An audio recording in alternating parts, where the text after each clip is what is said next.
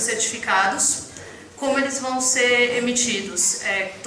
Há uma lista de presença que vai circular, na qual vocês vão pôr o seu nome, e-mail, contato, e os certificados serão emitidos para aqueles que se inscreveram nessa mesa e participaram de pelo menos 3 mesas.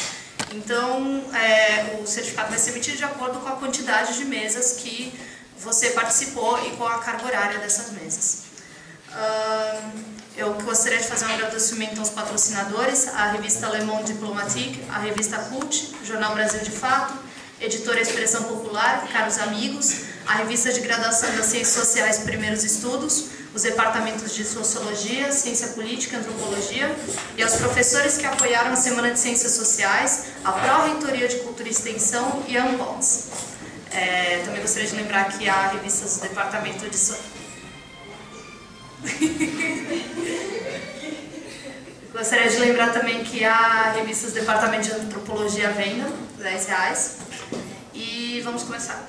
Então, primeiro com a fala do professor Vladimir, e ele vai ter 20 minutos de apresentação, depois vamos seguir para o núcleo de direito, para educar para o mundo e, por fim, o núcleo de direito às cidades.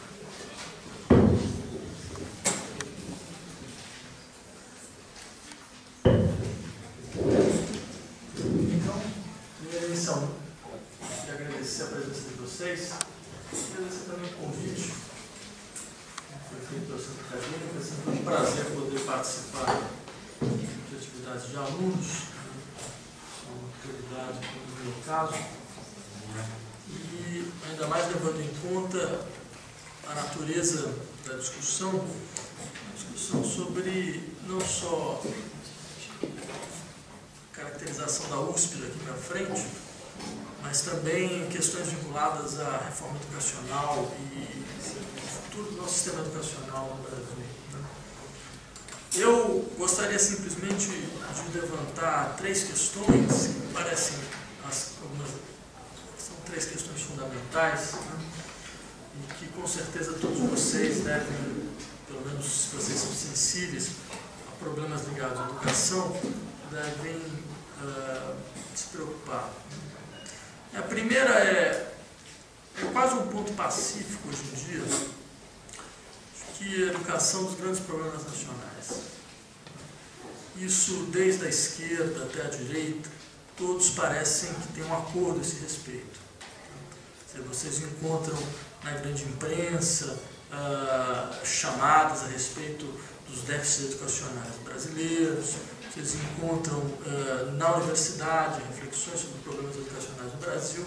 Parece que esse é uma espécie de um dos poucos pontos absolutamente convergentes, que nós encontramos nos diagnósticos a respeito dos problemas brasileiros.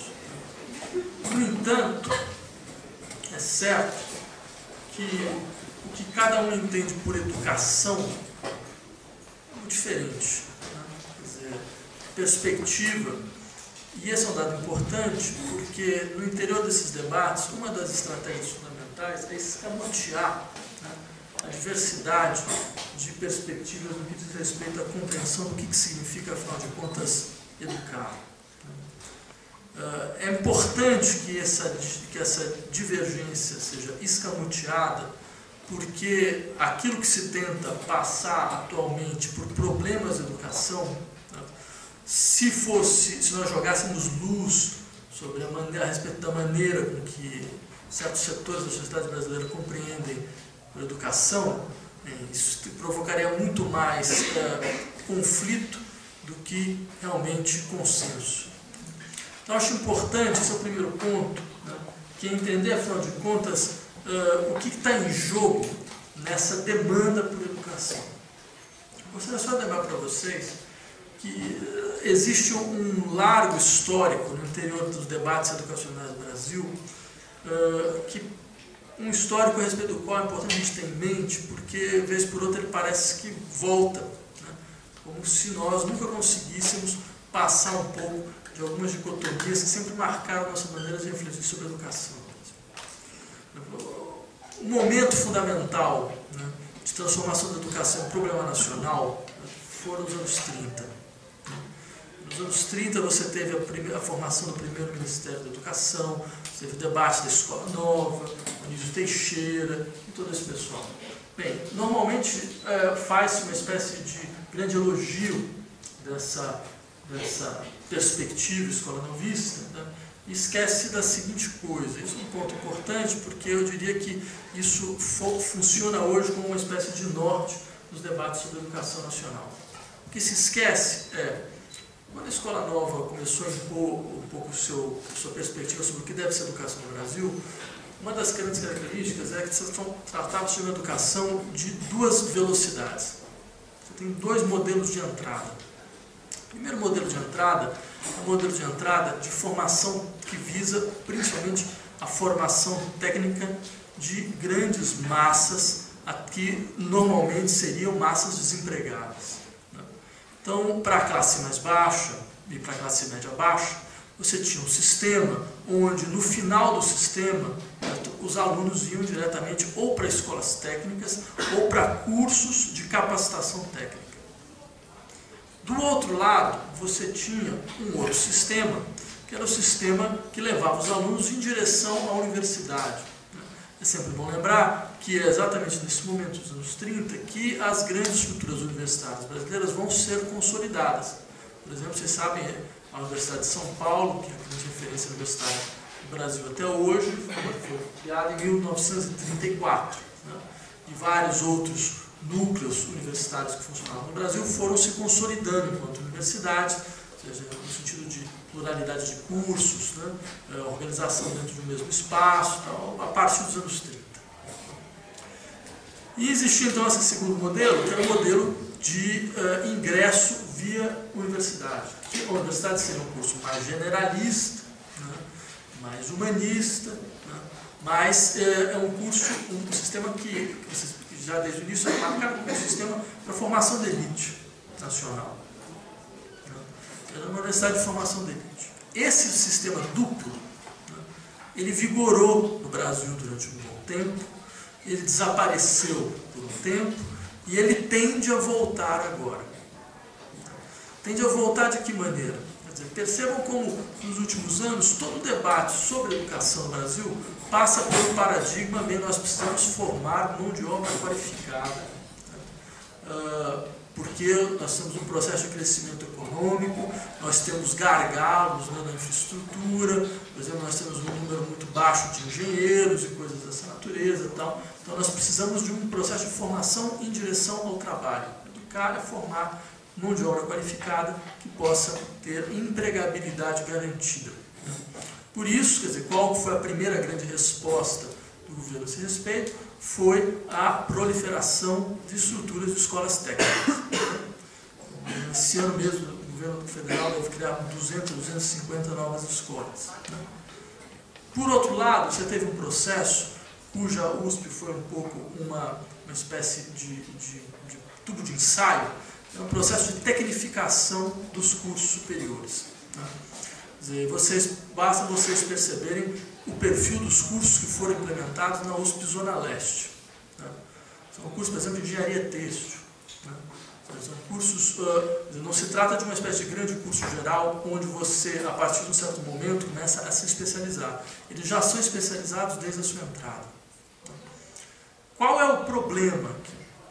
Eu diria que o problema, na verdade, são dois. O primeiro deles, esse tipo de perspectiva, ela peca por uma questão que bem, fora todas as discussões sobre, afinal de contas, o que significa formar, né, o que significa educar, existe um problema, mesmo do ponto de vista da empregabilidade, é um problema grave. Porque você tem um processo de formação que visa te qualificar para operar no interior de um mundo tecnológico, que é o mundo tecnológico do presente. No entanto, você, na verdade, vai trabalhar no mundo tecnológico do futuro.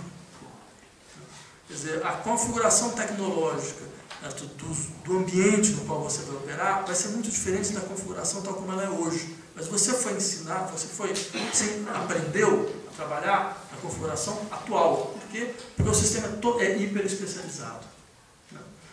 Veja um pouco como o sujeito que começa a fazer um curso de estilogravura. E quando ele chega na gráfica, ele descobre que, afinal de contas, ninguém mais usa estilogravura. Então vejam, esse sempre foi o risco desses cursos altamente especializados. Né? Eu lembro, por exemplo, existindo no campo, um exemplo, no campo da comunicação social, durante um bom tempo, existiam, não sei se isso ainda funciona dessa forma, mas existiam vários segmentos, por exemplo, publicidade, marketing, relações públicas, televisão, rádio e TV. Bem, o que era interessante isso tudo era organizado tendo em vista uma certa configuração daquilo que se chama normalmente de mercado da comunicação, né? Onde existia uma agência de publicidade de um lado, uma consultoria de relações públicas do outro, certo? O jornalismo do outro. Tal. Essa configuração mudou nos últimos 5 anos. Ela mudou radicalmente. Quer dizer, esses perfis profissionais eles ficaram cada vez mais obsoletos. No entanto, você formou toda uma grande geração para trabalhar dentro de um horizonte profissional que não existe mais. E que tem, por isso que você sempre tem essa discussão clássica, você precisa de uma educação contínua. É claro que você precisa de uma educação contínua, porque você vai formando as pessoas para trabalhar em situações que são totalmente instáveis, então você precisa de uma educação absolutamente continuada. Só que existiria uma outra alternativa. Né? E aí vem toda uma discussão que me parece importante para que nós possamos tratar no interior da universidade. A formação alternativa era uma formação que permitia não só resolver problemas, mas principalmente pensar a maneira com que os problemas são postos. Não só resolver problemas técnicos. Né? Eu insistiria muito nesse aspecto. Se vocês quiserem profissionais que saibam resolver bem certos problemas técnicos em áreas específicas, ninguém precisa entrar na universidade. Ninguém nunca vai precisar. Isso é uma grande falácia. Certo? Se vocês quiserem trabalhar em certas áreas, sei lá, administração de empresas, você não precisa de um curso universitário de 4 anos. Você faz um belo estágio de 1 ano, faz um curso de especialização de 2 anos, já está ótimo. O resto é inútil. Certo? Se você quiser simplesmente esse tipo de perspectiva, a vida universitária ela é um equívoco, um grande equívoco. No entanto, qual que é a grande peculiaridade do tipo de habilidade que é desenvolvida no interior da universidade? A habilidade não só de resolver problemas que são postos para vocês.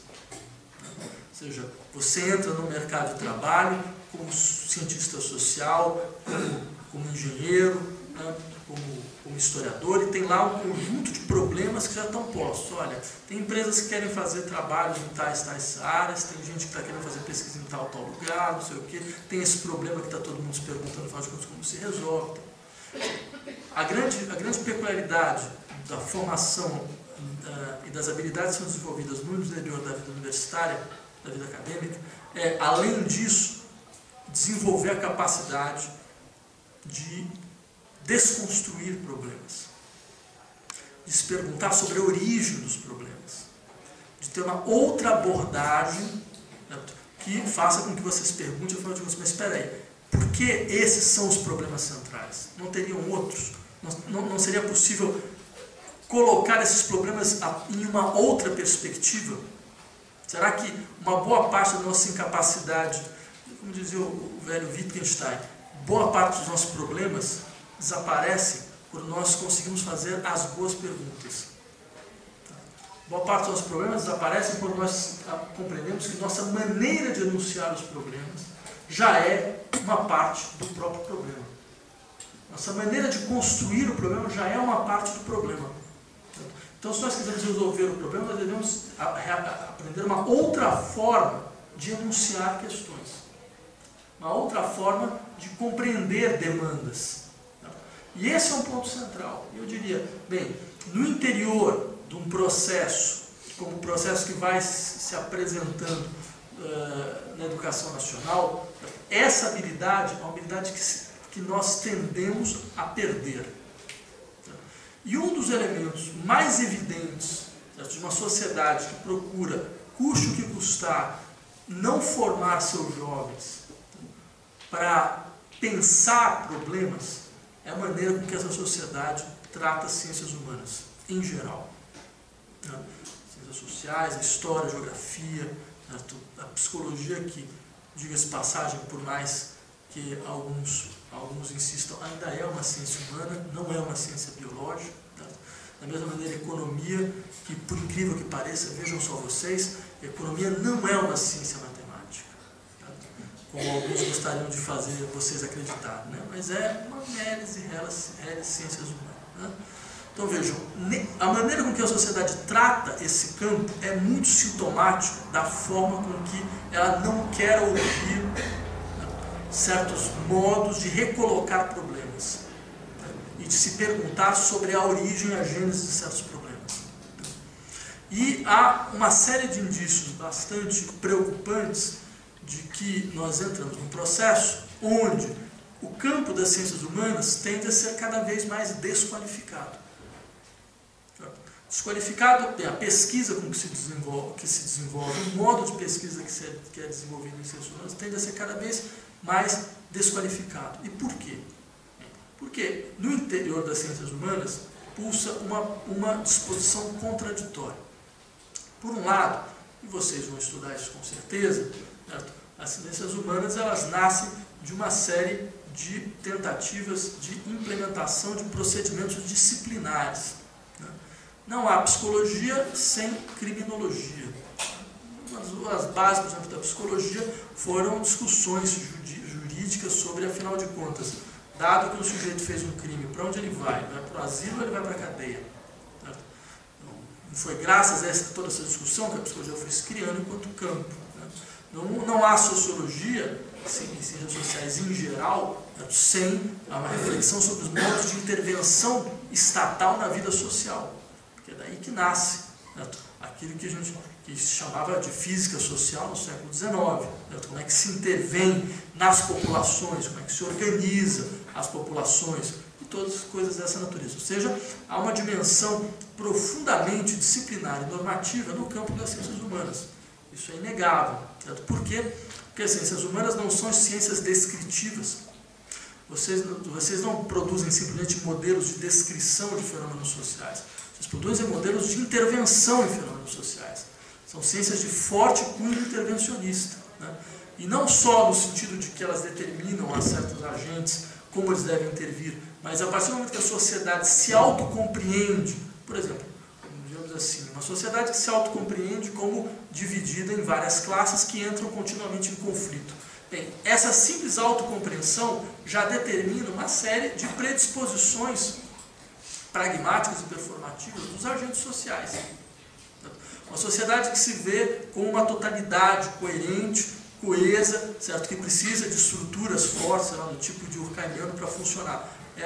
Isso já determina uma série de predisposições de condutas de todos os agentes, inclusive dos indivíduos. Uma das ciências que tem isso mais claro é a psicologia. Ela não é só uma ciência que tenta descrever modelos de comportamento humano, mas ela também é uma ciência de forte cunho intervencionista que chega a configurar uma clínica de intervenção médico-social. Né? Então, nesse ponto, claro que as ciências humanas têm essa caracterização, mas elas também têm uma outra caracterização, que é o seguinte: elas são um modelo de autorreflexividade da sociedade. É graças às ciências humanas que a sociedade compreende ou ela constitui modelos de reflexão, né, e modelos de narrativa daquilo que são os seus problemas centrais. Nós nunca saberíamos quais são os problemas brasileiros se a universidade não tivesse produzido pessoas como Sérgio Buarque de Holanda, Darcy Ribeiro, Florestan Fernandes, né, só para ficar entre alguns. Por quê? Porque eles forneceram um quadro de constituição daquilo que nós entendemos por problema social no Brasil. Então, essa maneira de desqualificar o trabalho de ciências humanas visa exatamente isso. Dizer mais ou menos o seguinte: não há mais pauta de reflexão de problemas nacionais ou de inserção das nacionalidades no campo internacional. Não há mais pauta, a pauta já está dada. De passagem, a pauta é dada normalmente pela grande imprensa. Né? Quer dizer, o que vocês têm que fazer é um pouco pensar a pauta que foi dada por um outro. Né? Então, nesse sentido, eu insistiria, meu tempo está acabando, eu insistiria basicamente então só nesse aspecto. Trata-se no interior desse processo de reconstrução pelo menos de tentativa de reforma da educação nacional, eu estou insistindo, me parece que uma das nossas funções é insistir muito nesse aspecto. Quer dizer, a maneira com que o problema da educação vai sendo colocado, ele subrepticiamente visa uma modificação brutal do que nós entendemos por educação. Porque visa retirar do campo da educação a capacidade de formar habilidades em jovens, né, para que eles sejam aptos a reconstruir problemas, a repensar problemas e, em última instância, a questionar a maneira com que os problemas são postos. A questionar a maneira com que os problemas são apresentados como se fossem validados pela urgência máxima. Então, só para que vocês possam ter uma ideia, eu termino por aqui, por exemplo, o governo, não só o governo federal, mas também o governo estadual, ele tem em vários momentos uma série de definições de prioridade em pesquisa. Então, por exemplo, abre-se editais, como foram abertos vários momentos, sobre pesquisas em biocombustíveis, tá? Pesquisas em tecnologia da informação. Isso vocês encontram todo ano. Agora vejam que coisa interessante. Não há nenhuma definição de prioridade na área de ciências humanas. Por quê? Não tem prioridade? Por exemplo, tem aqui o Departamento de História ao nosso lado. Não seria uma prioridade fundamental, né, discutirmos o legado, né, e a insistência dos aparatos produzidos pela ditadura militar brasileira? Vejam que coisa interessante. No Departamento de História, isso eu fiz questão de procurar. Não há uma tese, uma só, sobre a Operação Bandeirante, que foi o exemplo mais acabado da maneira com que o empresariado nacional financiou estruturas de tortura e crimes contra a humanidade. Não só o empresariado nacional, mas o empresariado internacional. Os mesmos empresários que hoje vivem aparecendo em casos de corrupção. Camargo Correia, né? O Sebastião Camargo estava lá, deu dinheiro para a formação de grupos de tortura, né? E até hoje a empresa é uma das grandes corruptoras nacionais. Então, quer dizer, não seriam as distorções da nossa democracia imperfeita resultado da incapacidade que nós temos de pensar o que foi o legado da ditadura militar? E não seria isso uma pauta fundamental de pesquisa? Então, como se justifica que nós temos departamentos como o nosso da história, onde isso simplesmente não aparece? Não seria, então, obrigação insistir nesse sentido, nesse tipo de pauta? Existiam várias outras, né? Eu paro por aqui apenas para deixando um pouco esse tipo de advertência. Então, muito obrigado.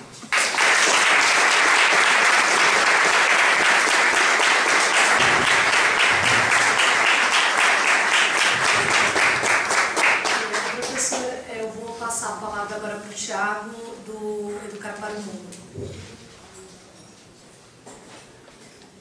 Boa tarde a todos e a todas. Gostaria aqui de agradecer em nome do projeto aos CEUPS. Queria dizer que é muito importante o nosso projeto ocupar esses espaços, já que a discussão de extensão na universidade não tem sido feita com tanta constância, né? A gente acha bem importante estar nesses espaços e poder compartilhar um pouco da nossa visão. Queria abrir aqui minha apresentação de uma forma um pouquinho mais dura, um pouquinho mais quadrada, quer dizer, lendo dois artigos e uma resolução da burocracia universitária. O Regimento Geral, artigo 118, capítulo 4, diz: os cursos de difusão destinam-se a divulgar conhecimentos e técnicas à comunidade. O artigo 59 do Estatuto, capítulo 3, diz: os cursos de extensão universitária destinam-se a completar, atualizar, aprofundar ou difundir conhecimentos.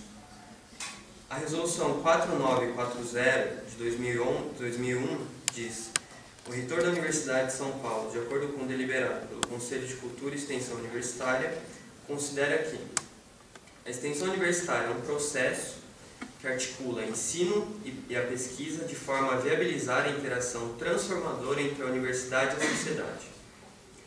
O segundo ponto é que a relação entre ensino, pesquisa e extensão universitária enriquece o processo pedagógico, favorecendo a socialização do saber acadêmico e estabelecendo uma dinâmica que contribui para a participação da comunidade na vida universitária.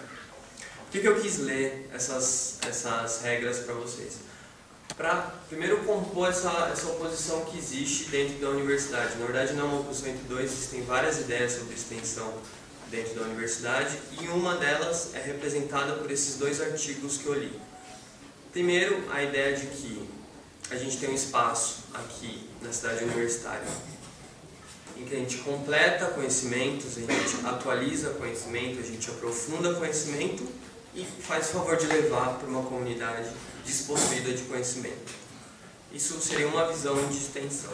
Já a segunda, que dentro da própria burocracia universitária foi gerada essa concepção, que é representada pela expressão que eu acho muito interessante, que é viabilizar a interação transformadora entre universidade e sociedade. Essa já é uma visão que prevê um processo um pouco mais interessante e longo de mesmo uma interação entre dois sujeitos, ou seja, aqui a gente tem dois sujeitos que possuem conhecimentos diferentes e que interagem de forma transformadora. A universidade se transforma, a comunidade, tal da comunidade aqui, se transforma também. Queria abrir essa discussão dessa forma, mas também dizer que, na realidade, na disputa do dia a dia aqui das salas, das verbas e tudo mais, o que acontece na universidade é que essa regra, nenhuma das duas é tomada como uma regra, né, central. A regra que prevalece é tudo que não é ensino nem pesquisa é extensão. Ou seja, tudo, né? Tudo é extensão. A questão é que quando alguma coisa é tudo, a chance dela ser nada é muito grande. Então, no dia a dia, o que acontece? Cursos pagos, como os MBAs, com alto caráter de mercantilização do conhecimento, as empresas júniores, com seu caráter de profissionalização, que acho que até tentando dialogar com o professor um pouco, com essa ideia da universidade formando profissionais, né? Esse é o resultado da disputa política dentro desse espaço mal regulado, vamos dizer assim, desse espaço em que existe uma disputa concreta. E a gente também vem disputar esse conceito de extensão. Da onde a gente vem, né? O nosso projeto de extensão foi gerado dentro do Centro Acadêmico Guimarães Rosa, no Instituto de Relações Internacionais. Aí é um curso de 10 anos novo. Hoje a gente está em mais ou menos 25 integrantes, a gente trabalha com auto-organização junto com a professora Deise Ventura, que é a nossa coordenadora, e com uma proposta de extensão comunicativa freiriana, né? Nosso grande educador brasileiro, Paulo Freire, e seus princípios de comunicação que pautam as nossas atividades em extensão. E pautam com que tema? Nosso grande tema central é a construção de uma proposta de uma educação voltada para os direitos humanos. A gente trabalha numa escola municipal que fica no bairro do Bom Retiro, a Escola Infante Dom Henrique, e que tem 10% dos seus alunos imigrantes latino-americanos, com uma grande predominância de bolivianos, né, nesse meio. Então a gente achou, em conjunto com a professora Deise, que isso era uma realidade que era condizente com o projeto de extensão universitária de uma universidade pública. E então, retomando então essa ideia de universidade pública, onde acontece essa disputa sobre extensão, eu queria dizer que essa disputa por trás vem uma visão de universidade pública, né? E a nossa visão de universidade pública que a gente vem defender por meio da extensão é de que a universidade pública é uma instituição dentro da sociedade e que ela tem uma função historicamente determinada, historicamente cumprida, de que, até mais uma vez, tentando dialogar com o professor, um espaço em que a gente formula perguntas, um espaço em que a gente, olhando para a nossa realidade sensível, a nossa realidade atual, a gente, por meio da formulação de perguntas, a gente tenta responder mais ou menos isso com a produção de conhecimento, ou seja, um posicionamento desafiado da universidade em relação às desigualdades sociais, em relação às opressões sociais atuais. Então essa é mais ou menos a visão que eu queria defender aqui, de uma universidade desafiada, uma universidade que olha para a sociedade e vê vários desafios. Frente a esses desafios, o que se põe? nesse processo transformador, retomando aqui a resolução, expõe uma necessidade da gente suspender a universidade, ou seja, colocar ela sob suspeita. Uma revisão sobre vários elementos dentro da universidade.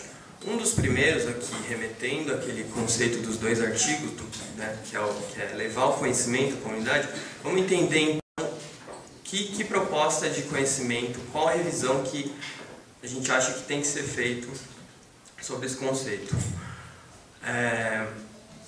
Paulo Freire diz que o ato de aprender só se faz entre indivíduos curiosos, ou seja, indivíduos com sede de saber.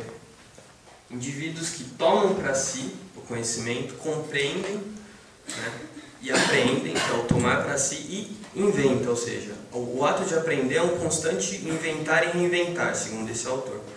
E a gente compartilha também desse entendimento, e a partir disso a gente acha que essa postura de levar o conhecimento para algum lugar é uma postura autoritária, uma postura em que você simplesmente reifica um indivíduo, um sujeito, uma comunidade, e com uma postura autoritária simplesmente impõe a sua visão de mundo, a sua visão do que deve ser feito e como deve ser feito para esses indivíduos. Então, a partir disso, o caráter de difusão então já é negado, né? O caráter de difusão do conhecimento, de entrega do conhecimento já é negado. E tentar relatar aqui um pouquinho de uma experiência prática que a gente teve na escola, no nosso trabalho, foi num ciclo de atividades que a gente desenvolveu lá sobre discussão de direitos, de vários direitos, né? Por exemplo, a gente fez uma oficina de grafite discutindo liberdade de expressão, uma oficina de fotografia discutindo direito à identidade, uma oficina de quadrinhos da Mafalda discutindo os direitos da criança e do adolescente. E nessa última oficina surgiu uma questão bem interessante, que foi o fato de uma professora chegar para a gente e pontuar uma questão. Olha, vocês não podem discutir sobre trabalho infantil, porque simplesmente isso vai gerar um conflito muito grande. Algumas crianças trabalham e as outras sabem disso. Essa criança vai ser ridicularizada e vocês não podem tratar dessa questão em sala de aula. Só para vocês notarem o conflito que é, né, o nosso entendimento de como os direitos da criança e do adolescente são importantes, teoricamente, né, desenvolvidos, e a gente estudando isso, e a prática do dia a dia, ou seja, os conflitos são bem mais sensíveis, bem mais complexos, né, da forma como são apresentados para a gente, só como um exemplo. Então, uma pergunta que a gente se fez: será que é possível processo pedagógico com esse tema, um processo pedagógico que se diz voltado para os direitos humanos, para o ser humano ali, né, para o desenvolvimento daquele ser como um ser humano, e a gente também? Daqui eu acho que surge uma outra revisão para a academia, que é da própria natureza da extensão, do fazer extensionista. Ou seja, se a gente está perguntando sobre o processo pedagógico, de vez a gente quebra essas divisões formais da ciência que a gente fez aqui dentro, né? Ou seja, dentro do projeto a gente tem hoje em dia um pedagogo, mas a gente teve que correr atrás também um pouquinho desse campo do conhecimento, uma pessoa, o conhecimento de sociologia, de antropologia, ou seja, todos esses campos, a extensão proporciona um tipo de atividade que quebra com essas barreiras. Tem a necessidade frente à realidade, que é muito mais complexa do que os nossos gavetas, né, universitárias, tende a quebrar com essas divisões. Bom, e como é que vem acontecendo a nossa intervenção nessa realidade?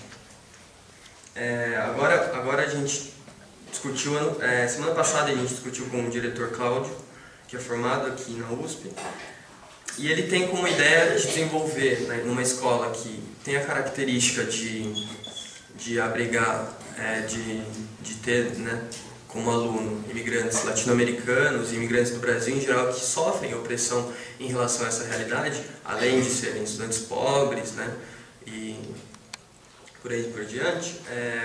Ele tem como tema central para a escola, como político-pedagógica, a ideia da diversidade. Ou seja, a escola, ele pensa que é um tema central para a escola, a defesa em relação à diversidade na escola. E isso calha muito bem com a nossa proposta, e a gente entende que isso já é uma questão prática, a gente entende que a garantia... Uma prática que faz uma ligação interessante com o teórico, né? Essa questão de você defender a diversidade são questões que no plano dos direitos humanos são questões tratadas como direitos culturais, sociais e econômicos. Ou seja, esses direitos são considerados direitos coletivos, né?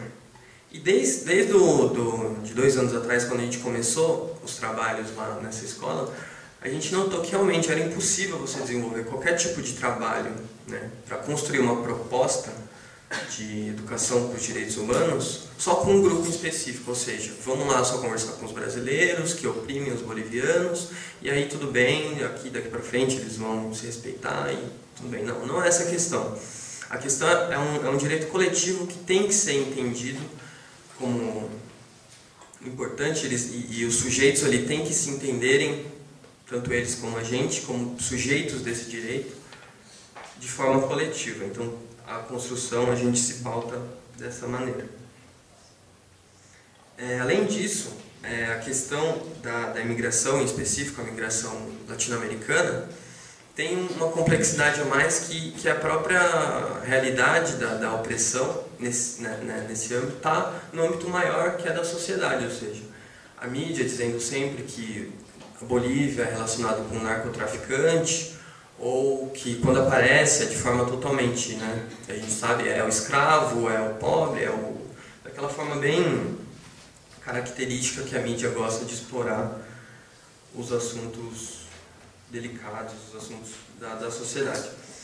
Então, a gente sentiu uma necessidade de buscar grupos políticos que pautem claramente, né, a disputa política dentro da sociedade brasileira, algumas organizações internacionais que lutem pelos direitos dos imigrantes. Nesse sentido, a gente entrou em contato e a gente fez uma parceria com o Centro de Apoio ao Imigrante, e com eles a gente participou de algumas marchas dos imigrantes.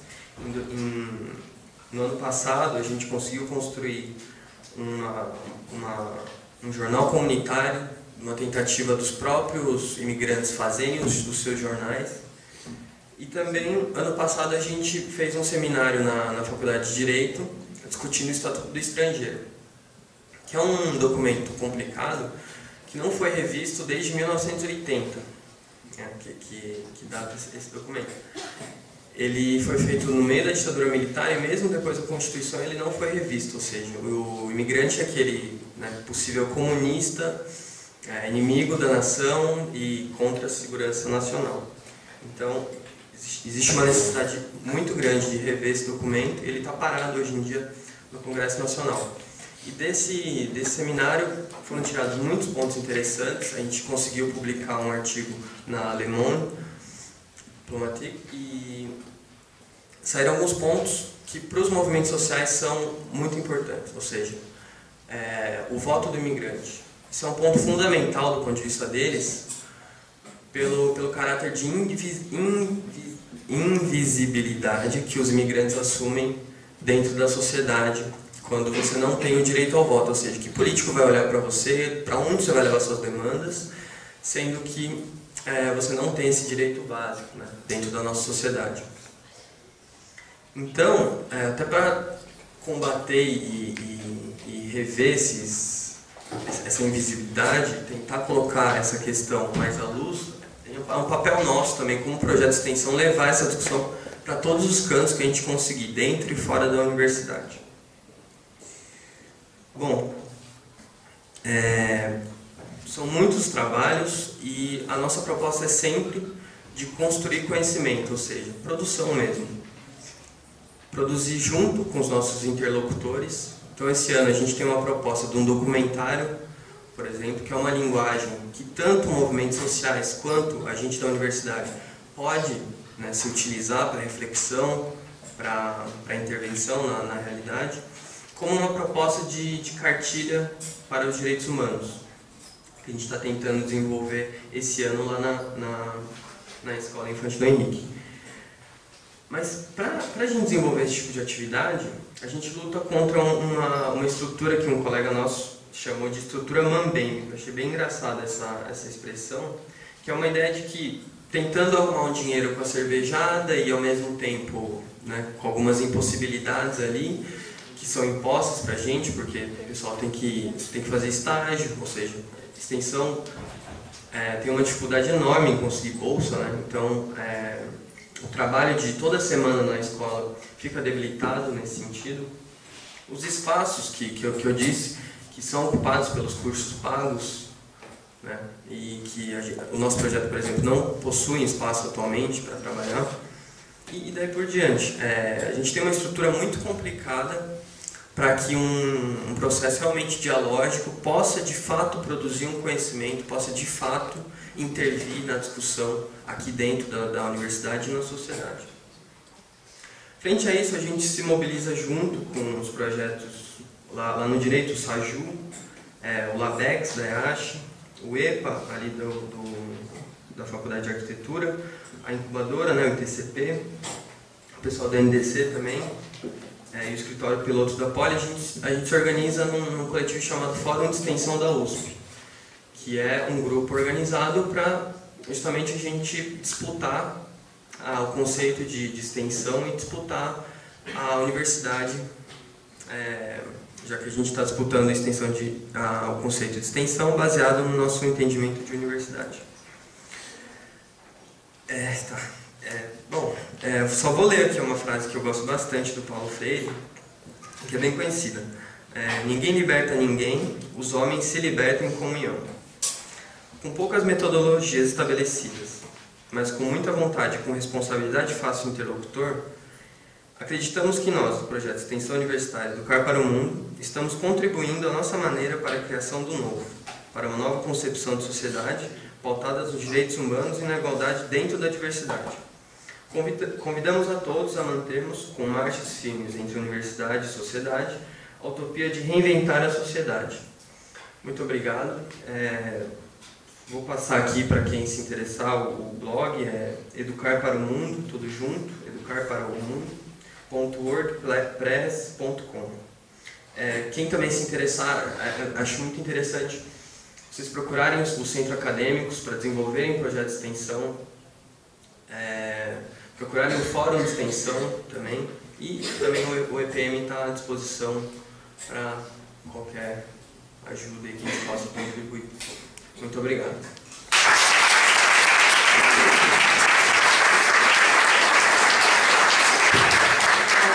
O professor Valdemir Sapato pediu desculpas, eu tinha um compromisso na Diabo agora às 3 da tarde, então infelizmente a gente não vai poder contar com a presença dele para o segundo bloco, depois das perguntas e tudo mais. Agora eu vou passar para o Núcleo de Direito da Cidade.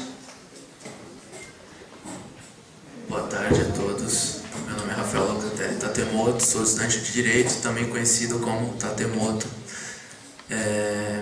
Primeiramente, eu vou passar um vídeo sobre o nosso projeto. É um vídeo datado, que foi um vídeo feito para apresentação para calouros. E precisava fazer uma alteração final, porque vocês não são calouros, mas fica o convite para o grupo. O grupo é um grupo aberto, sempre.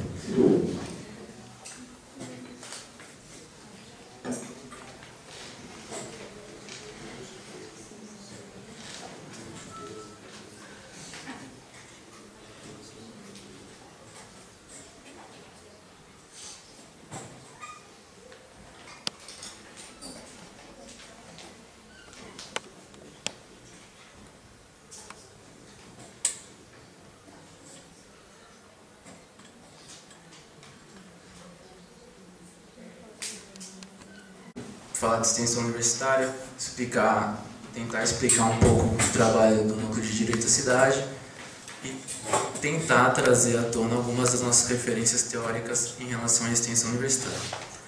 Ou seja, essa é uma fala que tem tudo para dar errado e eu não consegui me explicar direito, mas me perdoem desde já. Primeiro eu vou traçar algumas linhas gerais. Acho que a fala de um amigo da extensão universitária daí já foi muito contente em falar da extensão universitária, principalmente na realidade da Universidade de São Paulo, mas algumas coisas têm que ser reforçadas. Primeiramente, a ausência de clareza de definição sobre o que é extensão universitária e que projetos, que tipo de projetos a Universidade de São Paulo busca bancar com as parcas bolsas que ela distribui anualmente, que são 900. Então, se a Universidade de São Paulo tem X número de alunos, só 900 deles podem fazer extensão universitária, sendo que muitos desses projetos, como já foi dito, de extensão universitária tem pouco.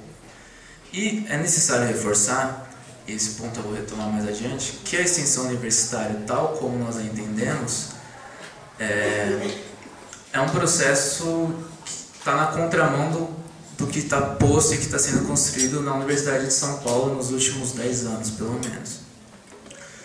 Para tentar exemplificar essas coisas e tentar explicar o que a gente faz no Núcleo de Direito de Cidade, eu vou tomar como exemplo o modelo de ensino de pesquisa de extensão que é posta na Faculdade de Direito da Universidade de São Paulo. Primeiro porque é o exemplo que eu conheço melhor, então não falaria das outras unidades de ensino porque não conheço perfeitamente. E segundo lugar, porque a São Francisco é historicamente reconhecida pela falta de rigor no ensino e na pesquisa, então imaginem vocês na extensão. A São Francisco tem uma certa deficiência nesse tripé da universidade e eu vou tentar dizer que, na verdade, quando a gente diz que a universidade está em crise, ou o ensino jurídico, eu acho que desde que o ensino jurídico foi criado no país se diz que ele está em crise, na verdade ele não está em crise, ele atende a funções muito bem colocadas. Nesse sentido, não quero fazer uma aula de direito, eu pessoalmente sei como direito pode ser chato, mas eu preciso, para vocês entenderem o que a gente faz, colocar o que é o direito ensinado na São Francisco. Primeiramente, a gente tem que entender que por trás do ensino jurídico da São Francisco existe um modelo ou um arcabouço teórico implícito do que é que se entende por direito naquele lugar. Direito, para aquelas pessoas, para os professores, para a maior parte dos estudantes, é o direito positivado pelo Estado, ou seja, aquelas normas que foram criadas pelo Estado e a partir delas é que se constrói todo o conhecimento. O ator privilegiado no direito, então, nesse sentido, sou eu, o bacharel em Direito, essa figura histórica da sociedade brasileira, que é um técnico que é formado não para refletir sobre a sociedade, mas que é um técnico formado para fazer peças processuais. E, obviamente, o palco de toda essa história é sempre o tribunal. Então, a gente estuda e as nossas teorias são formuladas com vistas ao tribunal. E o direito para a gente é isso, é o Estado que faz normas para a gente utilizar elas no tribunal. Nesse sentido, a Faculdade de Direito faz a gente sofrer um processo em que a gente acredita que o direito, primeiro, tem o poder de resolver muitas das coisas, ou as coisas importantes, então é um processo de seletividade.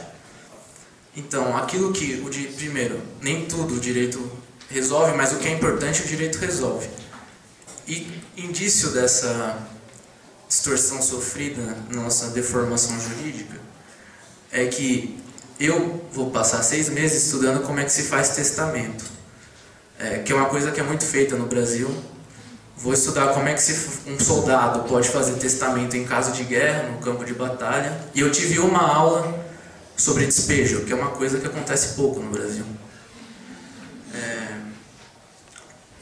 A situação é tão grave que, pra gente, o que acontece dentro do parlamento não tem a menor importância. Então, a disputa política, o direito como fenômeno político, não tem a menor importância. Então, o parlamento, pra gente, é o lugar de onde vem o que a gente trabalha, que é a lei. Nesse sentido, as lutas sociais, as lutas dos movimentos populares, as lutas por reconhecimento e consolidação de direitos, para a gente é matéria de outro departamento que a gente não sabe qual é, mas a gente não precisa se preocupar com isso. Nesse sentido, o Núcleo de Direito da Cidade faz parte de uma coisa que um dia se resolveu chamar Assessoria Jurídica Universitária Popular. O nome é Assessoria Jurídica Universitária, que, em todo caso, é a prática de uma outra teoria que surgiu lá na Universidade de Brasília, basicamente, com Roberto Lira Filho, que é o direito achado na rua. Basicamente, essa teoria vai dizer que o que o direito normalmente olha e diz que é direito é um copo d'água. Que o copo d'água é água, isso é certo, mas que só isso é água seria um erro das nossas teorias tradicionais. Então, o que a gente está realmente preocupado, ou que nós deveríamos estar preocupados, também é como o direito se forma. Ou seja, o direito desce do céu, o Estado é uma entidade que diz o que é o direito, ou o direito é fruto de condições materiais e fruto também da luta de determinados setores da sociedade. Nós, do Núcleo de Direito de Cidade, e muitos outros grupos de assessoria jurídica acreditam que faz mais sentido achar que o direito não é um fenômeno que surge do nada. É por isso que nós, enquanto grupo, quando eu disse a questão da seletividade do conhecimento jurídico, a gente é um grupo interdisciplinar. Nós temos estudantes da geografia, não me deixem esquecer de nenhum dos cursos da geografia, do direito, infelizmente, temos estudantes. Já tivemos estudantes das ciências sociais, atualmente não temos mais, já tivemos estudantes... Desculpa. Temos estudantes das ciências sociais. Aqui a gente só tem uma estudante, já tivemos estudantes. Mais estudantes. Tivemos estudantes da gestão de políticas públicas, da gestão ambiental, e da arquitetura e da geografia. Pronto, já disse todos. Ninguém vai ficar triste. Nós entendemos que o direito não resolve o problema das pessoas.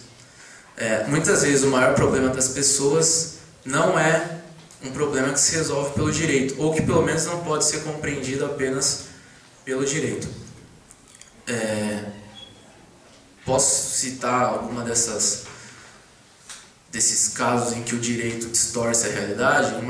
Eu trabalho no DJ, que tem uma visão bem tradicional de direito, e o núcleo é um núcleo especializado no DJ, mas o resto do DJ trabalha com paradigmas tradicionais de direito. E teve uma cliente minha que a casa desabou, literalmente. E eu estava preocupado, não que a casa desabou, mas para saber se era bem de família ou não, porque isso ia ter uma consequência processual. Então, dentro desse paradigma, o direito, quando ele abstrai as coisas da sociedade, é isso que ele se torna, um negócio que não resolve, na verdade, problema nenhum. Basicamente também porque o paradigma tradicional do direito se dá a partir de ações individuais. Então a relação entre eu e o cliente não sabe nada, eu sei tudo e eu vou resolver o problema daquela pessoa. Então por isso que tradicionalmente a assessoria jurídica se apartou dessa concepção e busca, não digo que isso é uma regra, mas busca atuar em ações coletivas, em comunidades e de maneira o mais horizontal possível. Em que a gente não seja detentor de um conhecimento técnico infalível e que eles não saibam nada. Pelo contrário, acho que quando se fala em Paulo Freire é uma das inspirações da assessoria jurídica. Então, é nesse sentido que a gente enxerga a extensão universitária. E aí, a educação popular, o método ou os princípios do Paulo Freire são muito caros para a gente. E é nesse sentido que a gente gostaria, eu pelo menos gostaria de problematizar a questão da extensão universitária, a questão da própria função da universidade. Porque nos últimos anos a sociedade brasileira tem vivido um acréscimo significativo de pessoas ao ensino superior. Como o professor Vladimir já disse, o próprio ensino superior vem sendo sucateado e vem perdendo funções históricas que ele detinha. A gente tem que se questionar até quanto o acesso universal, que é uma das bandeiras do movimento estudantil e uma bandeira muito importante, na verdade, ou pode se tornar, na verdade, apenas uma política de mobilidade social e não de transformação social. Por isso que eu encaro que a extensão universitária tem um papel essencial para a universidade atuar como agente transformador. Assim, é necessário que a universidade altere a sua produção de conhecimento. Sim. E aí tem um paradoxo, que é a definição de extensão universitária. Porque é importante definir o que é extensão universitária, é importante que ela se destaque do ensino e da pesquisa. Mas, na contramão, o que acontece, na verdade, é que tem gente que faz ensino, que é todo mundo, tem alguns que fazem pesquisa, e deixa os meninos lá que enchem o saco fazer extensão universitária. Então, quando a gente faz essa definição tripartida, é importante, porque a gente reconhece a necessidade de extensão universitária. Mas a gente, por outro lado, não reconhece, ou é duro que a universidade reconheça, que o ensino e a pesquisa também estejam interligadas à extensão universitária, que a produção de conhecimento, que o ensino universitário esteja voltado para um outro tipo de conhecimento. E aí, para finalizar, não quero falar muito, a gente, em linhas gerais, sempre quando a gente vai falar de extensão universitária, bem a grosso modo, a gente diz que a extensão é um mecanismo pela qual a universidade dialoga com a sociedade. Isso, a grosso modo, está certo e é o que tem que acontecer. De maneira não hierarquizada, de maneira a valorizar outros tipos de conhecimento que não aquele conhecimento cartesiano, metodológico, que a universidade produz. Mas aí se esconde um outro problema que a gente tem que saber superar, ou seja, uma outra armadilha que a gente não pode cair, que é achar que, de fato, a universidade está distante da sociedade. Assim, a gente tem que entender que a gente está falando de sociedades diferentes, porque a Universidade de São Paulo não está distante da sociedade. Ela serve a interesses mercadológicos, e o mercado faz parte da sociedade. O que a gente está querendo dizer é que a extensão universitária, a universidade deve servir a outra parte da sociedade, que é a maior parte, que é a parte desprivilegiada. E por isso, e a gente tem que ter uma certa clareza nisso, a extensão universitária sempre vai ser minoritária. Eu pretendo explicar isso da seguinte maneira. A extensão universitária enquanto atividade transformadora, vai na contramão daquilo que o processo que está posto na universidade hoje. Então, a Universidade de São Paulo hoje está em crise? Ela não está em crise, é para isso que ela está sendo pensada. Então, estaria em crise se ela tivesse um propósito e não estivesse cumprindo esse propósito. Hoje, o propósito da Universidade de São Paulo, pelo menos aí para a burocracia e para a sua direção, é tornar uma universidade que produza mão de obra qualificada, que produza mais bacharéis em direito, que faça uma atuação técnica. Esse é o propósito da universidade. Nesse sentido, ela não está em crise, ela está em crise em perspectiva histórica. Então, o dia que a extensão universitária tiver uma posição privilegiada na universidade, é porque a sociedade já foi transformada. Então, assim, nesse sentido, até que isso aconteça, a gente sempre vai ser uma atividade minoritária, infelizmente. E sempre vai ser, portanto, uma atividade contra-hegemônica na universidade e contra-hegemônica na sociedade.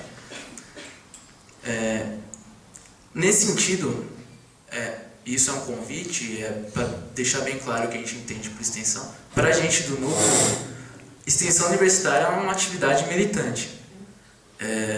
Não se trata aqui, como muita gente encara a extensão universitária, e aí posso dar um exemplo, principalmente pelo que eu conheço na faculdade de Direito, extensão universitária não é caridade. E essa é uma visão, assim, quem debate extensão universitária ou fora de extensão sabe que é uma visão recorrente dentro da universidade, achar que o estudo na universidade pública, né, tem que ajudar os pobrezinhos de vez em quando, eles que pagam a minha faculdade. Não se trata dessa questão. Eu não faço extensão universitária porque eu sou bonzinho. Pelo menos eu não acho que eu sou bonzinho, nem minha mãe acha, então não sou bonzinho. Eu faço extensão universitária porque eu acredito em outra sociedade. Acho que o papel da extensão universitária é tentar ser hoje o máximo que a gente espera do amanhã. Nesse sentido, sim, gostaria muito de agradecer ao CEUPS pelo convite. Acho que o debate da função da universidade, da intervenção da universidade na sociedade é extremamente importante. Gostaria de saudar o professor Vladimir, que já se foi, o amigo da Relações Internacionais, que vem travando esse debate também na universidade. E, na verdade, fazer uma provocação para o movimento estudantil, que a extensão universitária costuma chamar de movimento estudantil tradicional, o quanto a pauta da extensão tem estado ultimamente no movimento estudantil tradicional. Assim, o quanto o movimento estudantil está preocupado em disputar a produção de conhecimento, para disputar o ensino, porque, como eu disse, ter mais gente na universidade é extremamente importante, mas não é a única coisa que precisa ser feita. Assim, sem nenhuma apologia a regimes políticos, nesse caso, mas pré-64 existia uma extensa movimentação para haver uma reforma universitária nos moldes do que a gente está falando, principalmente por influência do Paulo Freire. Essa reforma universitária não foi realizada em nenhum país do mundo na América Latina, salvo, por isso não nenhuma apologia, salvo após a Revolução Cubana. Assim, não estou fazendo nenhuma apologia do regime cubano, mas é necessário que a gente pense um projeto de educação popular na universidade. Porque a extensão, e essa última coisa que eu vou falar, corre perigo de outra armadilha na universidade. Porque, olha, já tem a extensão, então, beleza, então a gente já está cumprindo o nosso papel.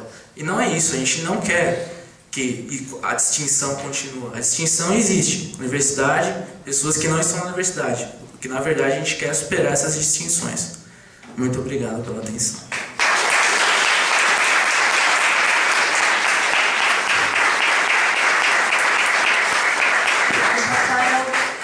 Agora nós vamos abrir para intervenções de 2 minutos. Alguém gostaria de se inscrever para fazer uma pergunta? Cacá, pode falar. Na verdade, minha pergunta é mais para o professor Vladimir Zapato, mas eu acho que é uma pergunta que... Na verdade, é uma fala que eu acho que é algo que está na fala de todos. Cacá, desculpa, você poderia vir aqui na frente falar no microfone? Eu esqueci de avisar, como nós estamos filmando hoje, quem gostaria quem não se importa de aparecer na filmagem, fazer a sua pergunta, a gente agradece. Não, então, é uma coisa que eu acho que estava na fala de vocês três, que é essa não distinção entre o conhecimento e o conhecimento para. Entre as ciências sociais como ciências sociais puras, ciências aplicadas. E eu gostaria de, problematizar um pouco isso, porque o professor falou bastante das ciências sociais ou das ciências humanas como autorreflexividade da sociedade. E que as ciências humanas nasceram como intervencionistas no século XIX, acho que isso é bastante sabido. Mas uma coisa que a gente aprende bastante aqui, eu acho que a gente também tem que pensar, mas não tem que jogar fora, é que existe uma diferença entre problemas sociais e problemas sociológicos, problemas sociais, problemas antropológicos. Na verdade, o que eu queria dizer é que é claro que a pesquisa social ela orienta ações futuras na medida em que ela é apropriada pelos movimentos sociais, em que é apropriada pelas políticas públicas. A questão eu acho que é importante também a manutenção de uma autonomia do conhecimento acadêmico, no sentido de que ele tem que ser aplicado e autorreflexivo, é a mesma coisa. Quer dizer, a gente tem que partir do que a sociedade, seja lá isso que for, os sujeitos que nós pesquisamos colocam, no sentido de resolver aqui os problemas dele, ou a gente pode pensar a partir daquilo para que depois aquilo seja apropriado de uma outra maneira. Ou seja, nós temos que fazer uma ciência necessariamente aplicada. E acho que o que vocês estão colocando bastante é que sim, eu acho que, na verdade, a gente tem que pensar se é só isso, porque eu acho que não. E vocês falam bastante de transformação, eu queria entender o que vocês entendem por isso, qual a orientação da mudança. E uma coisa que eu queria perguntar para você do projeto Educar para o Mundo, é que eu achei bem interessante essa ideia de partir da questão dos sujeitos com quais vocês estão construindo um conhecimento dialógico, nas palavras que você usou. E eu queria saber se essas questões que vocês foram levar para discutir, direitos humanos, direitos das crianças, é uma questão que surge desses sujeitos, ou é uma questão que foi levada por vocês, por achar que é algo interessante, e aí a partir do que vocês levaram, vocês viram que eles vêm, é uma coisa que surgiu exatamente nos termos deles, dos problemas que eles vivem. Eu queria entender o que é, não sei, eu não entendo nada sobre Cuba, mas o que é educação popular na universidade? Quer dizer, é uma inclusão universal, toda a população vai para a universidade, ou é uma diferenciação entre, não, existe a universidade, existe a educação popular na universidade? Isso não ficou muito claro. Não, acho que é só isso, obrigada. Eu tenho mais 2 inscrições aqui, o Caetano, o próximo, e depois ele. Alguém mais gostaria de se inscrever? Ale, qual é o seu nome? Matheus. Pode vir aqui, Caetano. Depois você pode ir já vindo também. Bom, boa tarde para todo mundo. Primeiro, parabéns pelas intervenções. Peço desculpa por não acompanhar o finalzinho da tua fala e o comecinho da dele, o problema com o vídeo, em nome da organização, a gente pede desculpa também. Então, assim, primeiro, realmente eu achei muito legal o final da tua fala, é isso que eu ia falar. Eu acho que, falando do tal do tripé, e desse pé que é menorzinho, que é mais fraco, costuma ser jogado de lado e ser chamado de qualquer coisa, né, defender uma intervenção diferente nesse sentido, eu acho que implica necessariamente tu falar que isso é, de certa forma, uma militância. Afinal de contas, precisa buscar espaço dentro da universidade para fazer isso. Então, esse eu acho que é um ponto que não pode faltar falando disso. Né? Daí, já que tu não fez a apologia, eu vou fazer.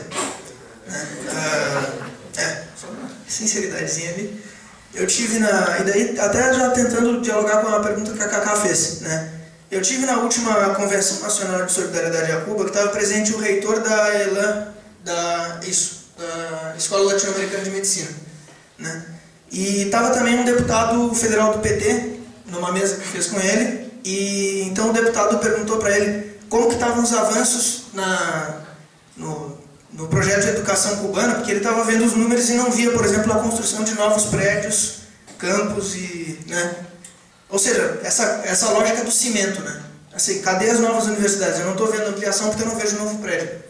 E daí a resposta do reitor da ELAN, a gente pode discutir aqui, foi que um médico, ele não se forma somente dentro de um prédio. Que os médicos cubanos se formam prioritariamente nas zonas rurais do país, atendendo as famílias para aprender.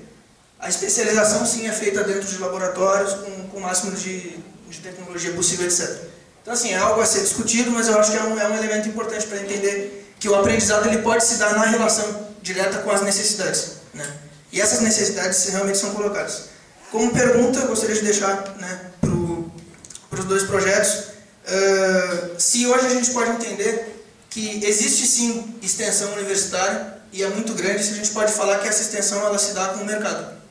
Porque eu acho que muita gente, essa concepção de extensão que tu colocou que está, né, nos ditos da burocracia universitária, se tu, para terminar rapidinho, se tu for ver, de fato, né, existe algo assim. E é a relação que a universidade trava com o mercado hoje. É uma relação de interação, é uma relação transformadora que auxilia o mercado e que transforma a universidade. Então, gostaria de perguntar se dá para a gente estabelecer esse paralelo. Obrigado.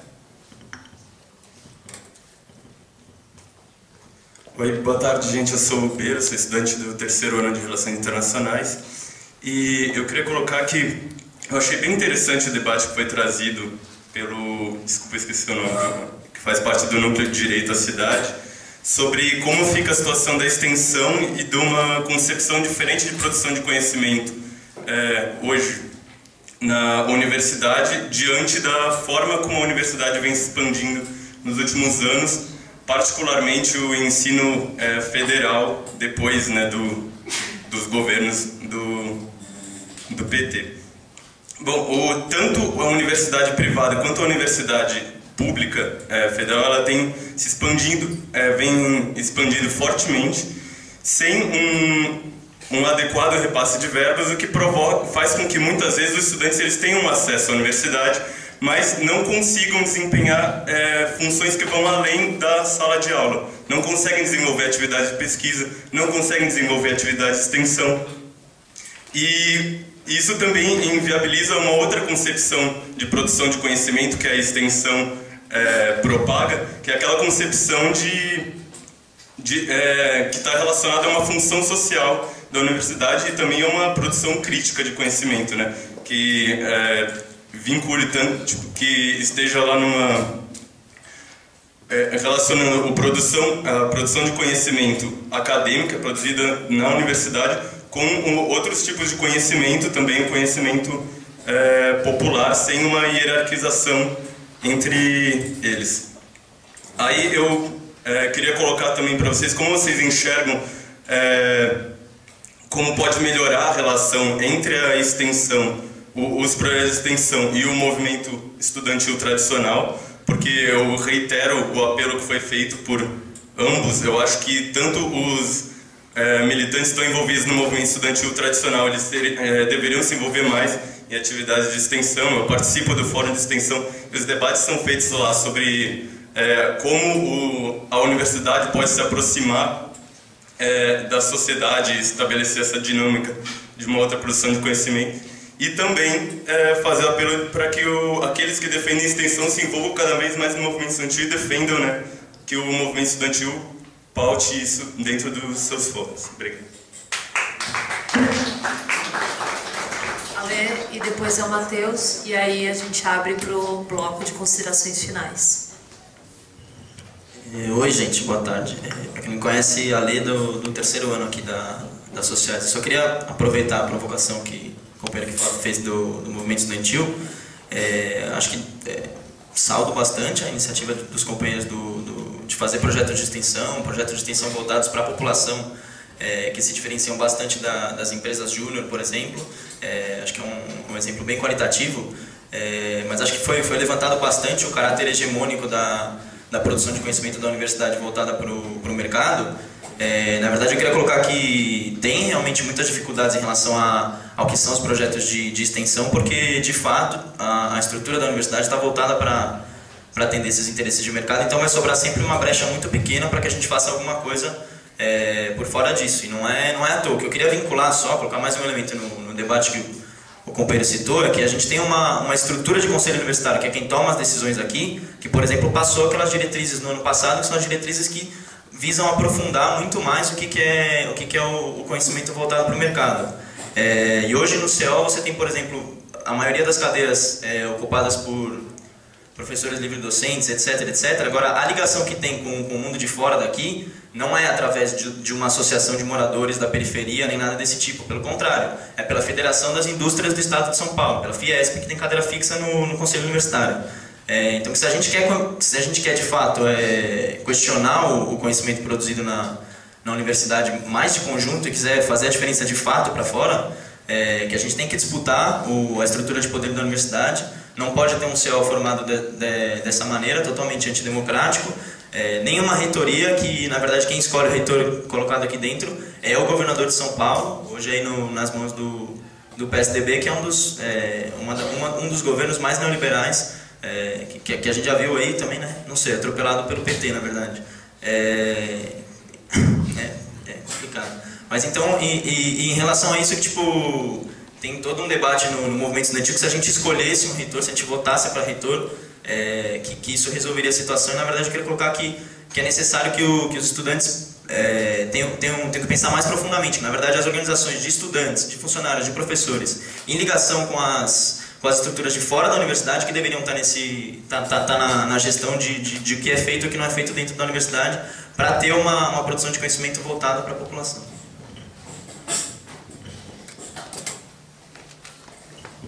Bom, pessoal, boa tarde. Eu sou o Matheus, sou do segundo ano, sou membro do DCE. Eu queria primeiro cumprimentar a mesa e todos e todas aqui presentes. Bom, eu achei esse debate muito bom. Eu queria levantar alguns pontos para poder fazer a minha pergunta. No começo foi dito aqui sobre o professor Vladimir falou sobre o caráter da educação nacional, e vocês dois também falaram isso, eu achei muito interessante, da questão da formação de mão de obra, e levantaram bastante a questão do Paulo Freire, que, enfim, é algo que a gente precisa refletir mais realmente sobre esse modo de avaliar e de compreender, de ter uma concepção da educação, não como uma mera, como dizer, uma lata acumulativa, onde você vira e mexe, abre para ver o que se aprendeu, se não se aprendeu você joga fora, enfim. E isso é muito interessante e vai em encontro também com o que o professor Vladimir falou sobre a reflexão que o conhecimento tem, né? E como as ciências humanas, elas possuem, segundo ele, e eu corroboro e concordo, a questão do caráter intervencionista que essas ciências humanas podem ter e como as ciências humanas elas também estão presentes não só nas ciências sociais, na filosofia, na história, mas como todas as matérias, todas as áreas do conhecimento humano, elas possuem seu caráter humanista, né? Até porque os cursos, por exemplo, das universidades, a gente pode relembrar a questão da divisão do trabalho, como elas se inserem no molde da nossa sociedade. Frente a isso, a gente viu bastante também a questão de como o Estado ele se insere nisso, e não só na parte da universidade pública. Foi dito, eu achei fantástico, e é um belo exemplo, a questão do como o Estado trata os imigrantes, né? Porque como não há o interesse eleitoral, e como não tem votos a serem angariados, então não tem muito interesse. Mesma coisa da questão do direito, como o tribunal ele é visto como o ponto final do direito, e como ele é visto como o objetivo a ser alcançado pelos estudantes, pelos bacharéis, que devem ser meros reprodutores e tecnocratas de uma constituição totalmente alheia aos interesses da sociedade.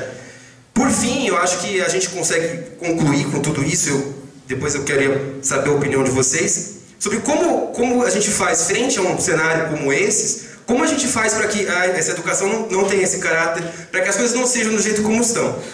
Ao meu ver, eu acho que, enfim, isso é algo para ser debatido bastante, é a questão da sociedade civil, como ela se organiza, e a questão também aqui dentro da universidade, da questão da extensão, mas também a questão mais geral do movimento estudantil e dos movimentos sociais, como eles se inserem nessa luta, né?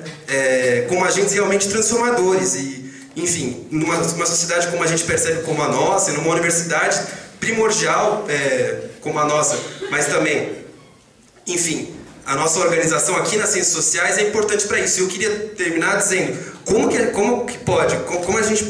é possível, através desses movimentos de extensão e aqui dentro da universidade, mas como extrapolar isso? Como as pessoas que são contempladas pelos projetos de extensão, como elas podem continuar intervindo, e como esses projetos como eles ficam além disso, né? Como não cair no vazio e como permitir com que eles passem além das nossas gerações e como eles permitam uma emancipação realmente ampla e democrática. Né? Obrigado. Gente, o Rodrigo pediu para fazer uma intervenção, também vou liberar uma para ele e depois a gente vai para o bloco de considerações finais. Eu sou aqui das sociais também, só queria colocar mais um ponto no debate. Inclusive, o professor Vladimir não está, mas em relação com uma fala dele. Na aula inaugural desse ano, o professor Vladimir citou, que ao meu ver é um grande equívoco, que todo mundo que fala que é USP elitista, o discurso que diz que é USP elitista, é um discurso que visa privatizar a USP. Que a USP elitista, isso eu acho que é um fato. Ele citou que na sala dele de filosofia tem 40% dos alunos de escola pública, mas infelizmente isso não é a USP, né? De repente, numa sala de medicina ou de, engenharia ou outros cursos por aí, até mesmo os cursos de ciências humanas, eu acho que a coisa não é bem assim. E também tem que ver que aluno de escola pública na USP tem muito que é de escola técnica, o que não é o aluno de escola pública carente, que realmente a gente tem a ideia de que tem que ser inserido na universidade. Sobre a intervenção da universidade, esse é o ponto que eu queria colocar. Eu acho que falta muito na Universidade de São Paulo, pelos 3 anos que eu estou aqui, falta muito um debate de inclusão, porque a gente pode interferir, mas se uma pessoa que é ali da base, está vivendo aqueles problemas, está aqui dentro, eu acho que a intervenção ela pode ser feita com uma outra perspectiva e de forma que pode ser muito mais ativa, enfim. Eu acho que é muito importante trazer esse debate da inclusão como um ponto de intervenção da USP. E isso, a meu ver, eu acho que ainda é muito tênue na universidade. Acho que a gente tem que se aprofundar nisso também. Só isso. Obrigada para quem fez as intervenções. Eu só gostaria de lembrar, antes de passar para as falas finais, que às 5 horas nós teremos a mesa Realidades da Habitação, com a Lisete Rubano, o Lúcio Kovarik, a Frente de Lutas por Moradia e a Ocupação Pinheirinho, em São José dos Campos. E à noite, às 8 horas, nós teremos a mesa Transporte Urbano em Questão, com o Lúcio Gregori, que é da Secretaria de Transporte de São Paulo, Marcelo Pomaro, Movimento Passe Livre de Florianópolis, Secretaria Municipal de Transporte de São Paulo, já disse, né? Sindicatos Metroviários e Márcios e Bovícios, que é engenheiro de produção aqui da Universidade de São Paulo. Então eu vou passar para o Thiago e depois para o Rafael. Olha, vou tentar responder para Carolina. Camila, desculpa. Primeira questão que você levantou sobre a diferença, né, entre o fato sociológico e o conhecimento sociológico. Ou seja, eu acho que o professor Safato, nesse sentido, teve uma fala que eu concordo e acho que é uma resposta à sua pergunta, que não é uma questão de responder a realidade, ali, resolver a questão do nosso interlocutor, né? Não é essa a questão. A questão é, a partir dessa realidade, dessa relação com o outro, você se fazer perguntas diferentes. E perguntas baseadas numa realidade que está fora daqui, entendeu? Não realidades que estão aqui dentro, só realidades dos livros, que são, né, as teorias aqui são muito importantes, mas quando a gente tem um contato real com as perguntas que a gente tem que fazer de verdade agora, nesse momento, que os problemas, a sociedade vai mudando e as perguntas também muitas vezes mudam. A questão das questões dos direitos humanos que você disse, primeiro entender que os direitos humanos estão aí, né? São direitos consagrados e eles existem na nossa sociedade, mas de uma outra forma, de uma forma que é a forma da violação, ou seja, a partir da nossa comunicação ali do trabalho, a gente vai entendendo um com o outro como, né? Até onde, se existe liberdade de expressão, até onde que ele vai. Eu posso grafitar em qualquer lugar? É espaço público? Putz, é um espaço de todo mundo, né? Então vamos entender. Então, é nesse sentido que, a partir do entendimento do dia a dia, que a gente vai entendendo melhor o que são os direitos humanos, entendeu? Então é nesse sentido. Ninguém chega falando, não, eu tenho direito consagrado na Carta de 48, sei lá o que. Não nesse sentido, mas a gente vai entendendo aonde estão as violações e aonde estão os direitos consagrados e defendidos. Sobre a pergunta a fala do Beira, eu acho muito importante a relação dos grupos de extensão com o movimento social, né, responsável pelos DCEs, os centros acadêmicos e outros grupos políticos aqui dentro da USP, e eu acho que tem sim muita possibilidade da gente trabalhar. Eu acho que um ponto fundamental interessante que a gente compartilha é que dentro da universidade, quem que a gente quer aqui dentro da universidade? A gente quer a população, né? A gente quer a população como sujeito de direitos, reclamando esses direitos para si, ou seja, direitos que eles foram excluídos desses direitos, direito à educação, né, que a gente conseguiu entrar aqui a duras penas, sei lá o que, eles não podem por uma exclusão sistêmica da sociedade, ou seja, os grupos de extensão têm muito contato com quem quer estar aqui, com quem quer conhecer essa realidade, ou seja, uma das nossas atividades foi trazer os adolescentes dessa escola que a gente trabalha aqui dentro. Cara, aquilo a gente via, assim, conversava que era uma coisa muito interessante. Coisa do tipo, mas para entrar na USP tem que pagar, sabe? Ou seja, olha o espaço público que a gente vive, né? Eu acho que é até um momento interessante da gente trazer essa discussão de como esse espaço público é não utilizado por quem deveria utilizar. Então, nesse sentido, acho que os projetos de extensão têm sim uma contribuição muito grande, que é uma relação orgânica com alguns movimentos sociais, né, já construídos e que pode sim contribuir para a questão da inclusão, ou seja, quem está fora poder a gente junto, contribuindo também nesse debate, que eles possam vir aqui e gritar para a reitoria, a gente quer entrar aqui de fato, a gente quer ser aluno da USP também. Então acho que nesse sentido a gente tem muito o que dialogar. E o Fórum de Extensão, eu acho que é um grupo que se coloca nessa função, né, de agregar alguns grupos de extensão e manter uma comunicação contínua com o DCE e outros grupos políticos aqui do movimento estudantil. Acho que é mais ou menos isso. E como extrapolar, é a mesma fala. A questão é, sim, somos alunos, passageiro, né, a nossa situação aqui na universidade, mas a ideia é que os movimentos sociais nunca saiam daqui de dentro. Uma vez que eles entrem, que eles sempre voltem aqui até que o direito deles sejam atendidos. Essa é a minha visão. Vou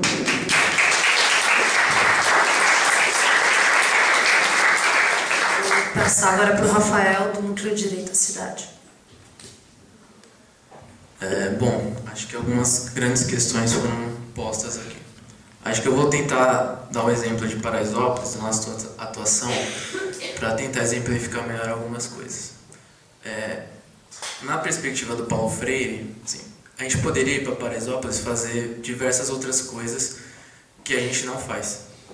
Ou poderia ter iniciado o trabalho por outras maneiras. Ou seja, a gente poderia não ser o núcleo de direito de cidade, poderia ser o núcleo do direito X. Só que, para aquelas pessoas, né, na terminologia do Paulo Freire, o que é o tema gerador para eles? O que é premente na vida deles? O que move eles? O que está na cabeça deles? É o direito à moradia. Aquilo para eles faz parte cotidiana da vida deles, é aquilo que eles conseguem aprender, às vezes até física, materialmente, né, tipo, visualmente, a questão da moradia. E é por isso que a gente trabalha com eles a questão do direito de cidade, mesmo para complementar o que eles consideram o direito à moradia e para colocar outras coisas. E a questão do que a gente entende por transformação vem muito disso. Assim, a gente não acha, o nosso horizonte não é um lugar em que exista direito à cidade ou direito à moradia para todo mundo. Mas a gente sabe que isso é impossível dentro da lógica que está posta hoje. Então, para a gente, transformação, assim, eu não gosto de fazer apologia, mas já que ela foi feita, existe uma contradição insuperável dentro das regras que estão postas, que um dia decidiram chamar de contradição capital-trabalho. Nosso horizonte é superar essa contradição. E para isso, a gente acha que não vai ser os universitários que vão fazer isso, a gente não acha que são os acadêmicos que discutem Marx vão fazer isso, a gente acha que quem pode fazer isso é o povo. Assim. Nosso trabalho assim, em termos tradicionais, é trabalho de base. A gente vai lá trocar conhecimento, formar nosso próprio conhecimento e construir conhecimento junto com aquelas pessoas. Nosso projeto é um projeto de emancipação, de nos emanciparmos junto com eles, não de nós emanciparmos eles ou eles emanciparem a gente. É esse horizonte que a gente tem. E aí quando a gente fala, quando eu falei, na verdade, né, de educação popular, a gente tem que ter em mente, e o companheiro falou de inclusão, acho que inclusão é uma coisa que falta muito nessa universidade, sem dúvida nenhuma. E que a Universidade de São Paulo é elitista, acho que não cabe muita discussão. Mas a questão é, bastaria alguém que não entraria pela FUVEST, que é um puto obstáculo, entrar no Largo de São Francisco para virar um juiz e subir na vida e continuar fazendo tudo que foi feito até hoje? Isso cumpre um papel, é importante. Mas quando a gente faz extensão universitária de transformar o conhecimento produzido, na perspectiva de que quanto mais gente na universidade, melhor, óbvio. E a própria inclusão de pessoas, eu tendo a achar que gera conhecimentos novos. Mas pra gente, conhecimento novo é muito importante. Assim, porque pra gente não adianta formar um advogado que vai subir na vida e que vai continuar fazendo as mesmas coisas que qualquer outro advogado faria. Então, e é nesse sentido que a gente entende educação popular. Porque a gente pode ter uma reforma universitária, uma reforma educacional, por exemplo, a moda sul-coreana. A gente pode botar todo mundo na universidade, todo mundo no ensino técnico, vai ser todo mundo qualificado, todo mundo louco, máquina de produção. A gente pode optar, a sociedade brasileira pode optar por isso. A gente não entende que esse é o caminho. Sobre a provocação que eu fiz contra o movimento estudantil. Eu acho que o movimento estudantil tradicional tem vantagens e desvantagens, assim como o movimento extensionista. Acho que uma vantagem do movimento estudantil, malemar, é que existe uma demanda por ser maioria. Então a dinâmica de disputa de aparatos faz com que exista uma disputa dentro da universidade para disputar a hegemonia, mesmo que essa disputa seja, na minha opinião, às vezes fratricida. Enquanto que, e aí a gente tem que reconhecer o erro enquanto extensão universitária, é que a gente não busca, muitas vezes, ser maioria. Assim, como o nosso trabalho é meio guerrilheiro, assim, entre aspas, A gente nunca, assim, a gente tem dificuldade, por dificuldades até materiais, de conseguir mais gente para fazer extensão universitária. E nesse impasse, é necessária uma convergência dos dois modelos. Primeiro, porque é muito importante ter democracia interna dentro da universidade. Não só para os estudantes poderem terem mais influência sobre a universidade, mas para a própria sociedade ter ingerência dentro da universidade. E segundo, é necessária essa convergência porque o movimento estudantil tradicional precisa ter tá mais próximo àquilo que era necessário estar, que era, sim, aquela frase do Florestan Fernandes que eu não vou repetir, os estudantes, né, vocês sabem. Então é isso. É necessário que o movimento estudantil tradicional esteja mais próximo daquilo que ele pretende estar e que é o que o movimento extensionista, na minha opinião, tem mais condição de fazer. Assim, para finalizar tudo, antes eu gostaria de fazer uma piada, porque eu, como estudante de direito, sofro muito preconceito. Acham que quem entra na medicina sai médico, quem entra no direito sai de direita. Gostaria de deixar a provocação que o FHC saiu daqui, não de lá. Não, para terminar, é um negócio sério, e agora é sério mesmo. Acho que a Universidade de São Paulo viveu momentos aí tristes ultimamente, momentos infelizes, mas que eu acho que a Universidade de São Paulo tem que aprender. Quando a gente põe o Brasil para fora dos portões da USP, o Brasil às vezes entra de um jeito que a gente não gosta. Obrigado.